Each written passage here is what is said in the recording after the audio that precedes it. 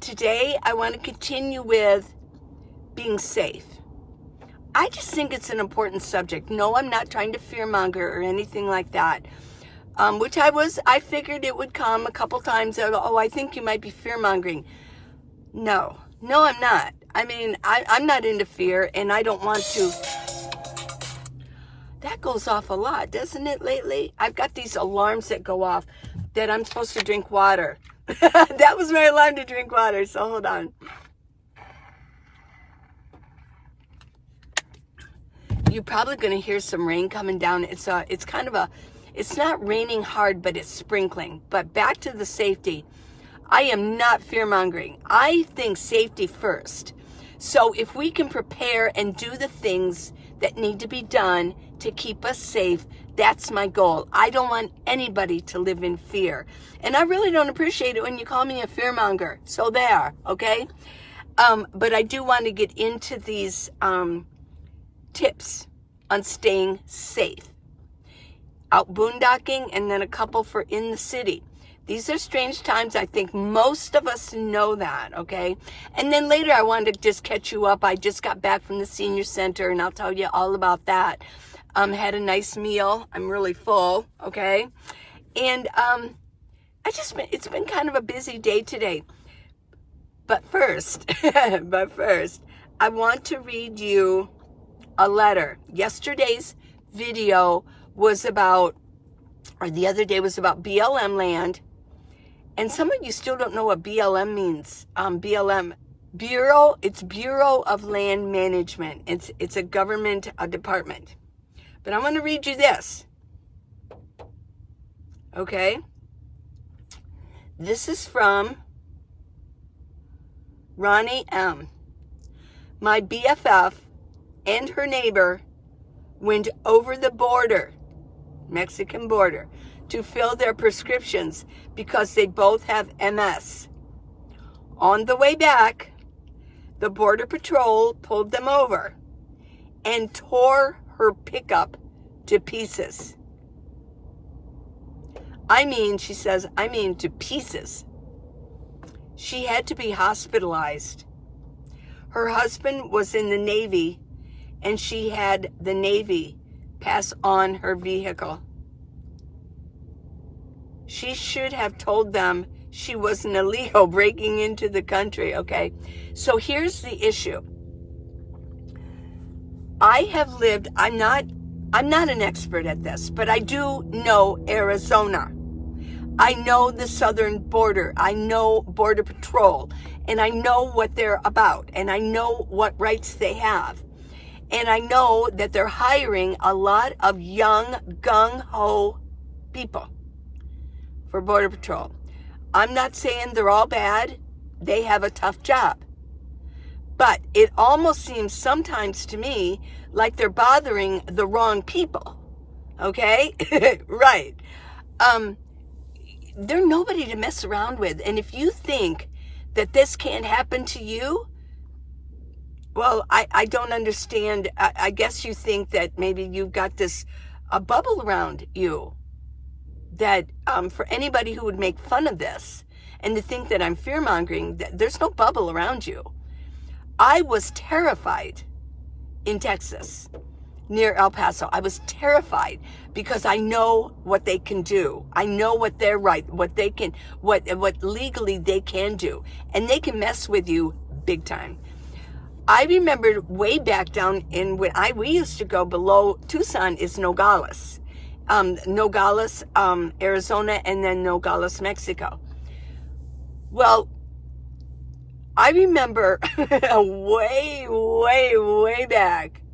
I remember I had a tooth problem, and I was in construction at the time. My children were small, and one of the painters, and I said, hey, I go, would you drive me down there? It's like an hour drive. Drive me down there. And so we drove down. He drove across because he knew that usually people drive, and then they park, and then they walk across. But he drove across. And when we came through, Miss Naive me, oh my gosh. He said, well, are you bringing anything back? And I said, well, I just brought some antibiotics back, right? Wrong. That was the wrong thing. I remember he looked at me like, my friend looked at me like, what did you just say? And he says, do you want to pull over here? And I went to get out. He goes, I want you to leave everything here, purse, everything. They had the dogs go through his poor car. Oh my God. No, seriously, it's not a joke. I know I have friends that go below the border and they bring back like antibiotics and they bring back all this kind of stuff. They ask me to go. I don't have a passport, so I don't go anyways. But it is kind of, it's silly when you think about it. There's so many people just walking across the border. But if we want to, if American citizens want to get back into the country, we have to show a passport. I mean, think about that one, right? But seriously, of course, he let me go. And I said, I just got some antibiotics and I have a toothache. And, and I remember my friend on the way back, he goes, why did you say that? But it was okay. We came through. There were no drugs, in this car. Well, they can do that at any time. Seriously, it's not a joke. And you may say, well, that doesn't happen to me. Then why did it happen to them? I don't know. Why did it happen to this poor woman? And not to some of my other friends that go across the border and get things done and bring prescriptions back. I have no clue. I do know, and then I had mentioned about the raid. My girlfriend told me that she was in Yuma on BLM land, and the word was going around that there was going to be a Border Patrol raid on BLM land. All of the land around there. And so she thought, I'm not into that. And so she kind of like left and drove up to Quartzsite. And I had somebody say, well, that's the most ridiculous thing I ever heard. Really? No. Yuma is very, very close to the border. And Border Patrol rule in Yuma. Oh my gosh. That's what, I don't like Yuma. And I don't want to go across the border either anymore. No. I'll pay extra money to get my teeth fixed here, But yeah, she says, oh, that's just a rumor. Why would they do that? Because they said they were looking for firearms and, prescription, making sure if you have any pharma, that you have prescriptions for them and things like that. I don't know why. Maybe they just want to start harassing people. But this is the truth. I got this from Ronnie M. I believe her because I've heard of these things. I've lived in this area for 40 years. And I know Arizona, so I know I'm getting all excited. But please don't think that I'm trying to fearmonger. I'm trying to help. I'm trying to help you. That you think that anything just goes these days. Oh, this would never happen in America, or why would they bother me? I'm not doing anything. They will. This poor woman and her best friend had MS, and they bothered them to the point where she had to be hospitalized. And I'm telling you, one of the reasons I was so terrified in El Paso with the Border Patrol, they literally can confiscate your vehicle and then literally tear it apart. I mean, tear all of the insulation. They just rip it out. Yeah. Okay. So, don't say I didn't warn you that these things can happen. I don't go across to Mexico, no. And I try to stay away from so close to the border. I try to stay away from that because they have,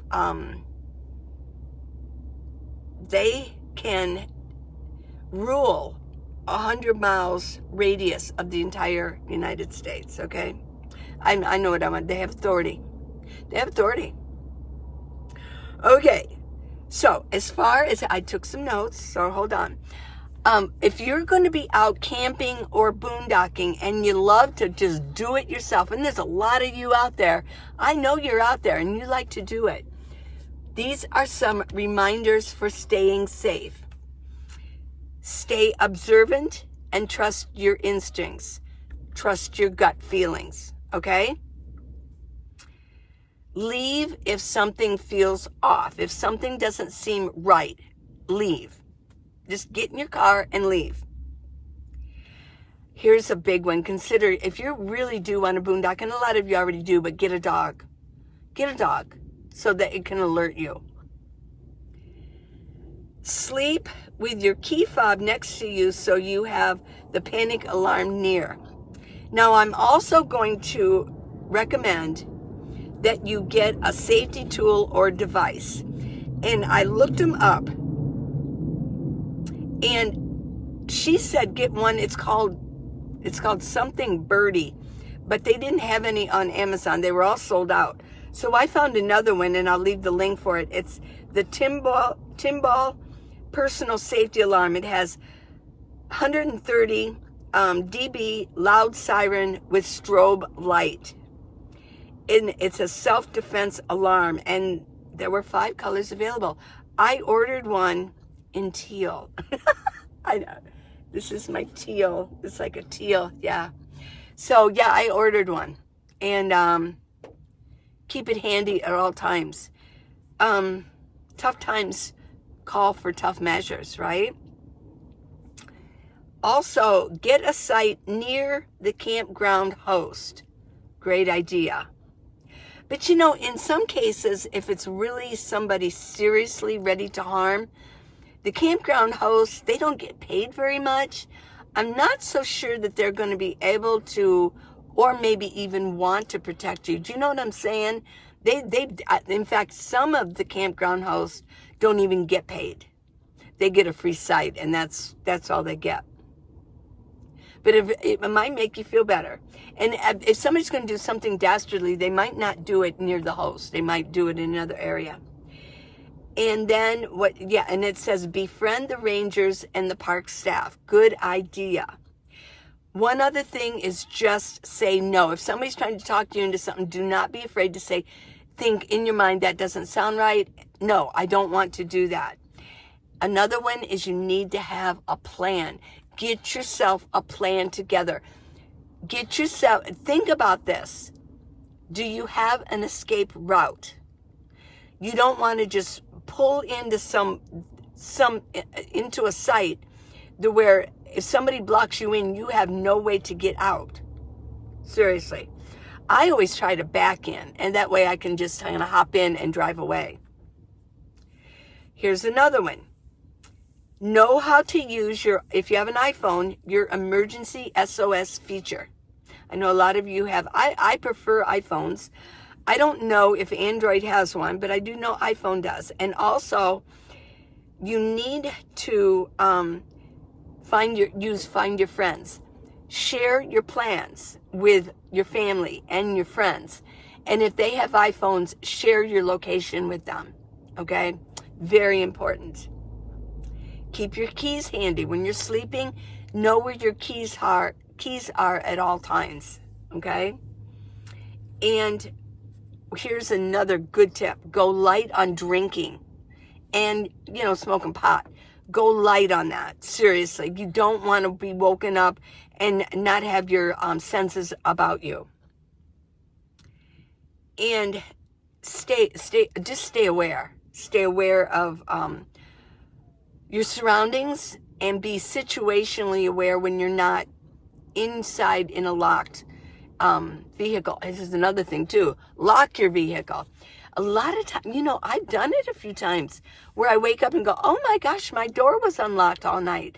I thought it was locked, and somehow I opened it and I forgot to push it and lock it again. My key fob doesn't work with all my doors, so I do have to go around and check them. Here's another one. Don't advertise your location on social media. Don't advertise your exact location. Now, I might say I'm in Tucson, but Tucson is a big city. I mean, it has 1 million people, right?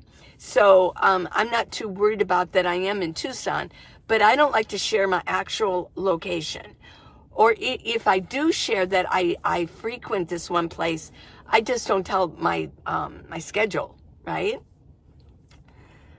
So now here's if you're in the city, and this is for boondocking too, keep your gas tank filled up. I just got mine filled today. It wasn't even half empty, but I filled it up, And also keep your water jugs filled. I did that today too. But I was down to my last jug. But really, seriously, I think at this point in time, I think I'm going to, if I'm down 2, I'm just going to go get them filled. Because I want to have as much as possible, just in case there is something going on in the city and I need to take off, okay? Make sure you travel with enough food. Good idea, great idea. Move if you feel unsafe. And here's another one. Keep your devices charged up at all times. If you have to go out walking and you just have like a little, a small power bank that you take with you, you don't want to have to, while you're going out, using all that energy to charge it up because you forgot to do it the night before. Just try to keep all of your devices charged up and be prepared. Be the Girl Scout. Be the Boy Scout. Always be prepared, okay? So these are just reminders. And I am going to get one of those personal safety alarms. Yeah. Okay. Because you need to alert people on if you're in trouble.